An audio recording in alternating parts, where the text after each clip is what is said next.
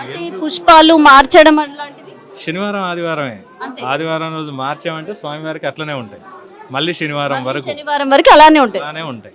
మేము ఏదైనా చిన్న అలంకరణకో వాటికో వేయడానికి దండలు ఎవరైనా ఇస్తే వేస్తూ ఉంటాం స్వామికి.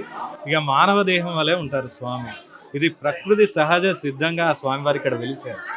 శిలల్లో కూడా అనేక రకాల శిలలు అంటే శిలాజిత్తు. మానవ దేహం అంటే మెత్తగానే ఉంటుంది. అది కూడా అది ప్రకృతి పరంగా ఆ స్వామివారి ఇక్కడ వెలిసారు.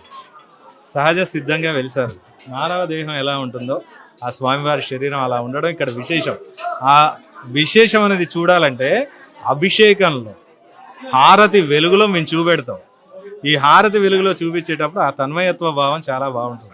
అంటే మిగతా సమయాలలో చూపించేదానికన్నా ఈ శనివారం ఆదివారం ఏదైతే అభిషేకంలో హారతి వెలుగులో మేము చూపిస్తాం కదా, అది చాలా అద్భుతం. అంటే తన్మయత్వ భావంతో ఊగిపోతారు ఇక్కడ.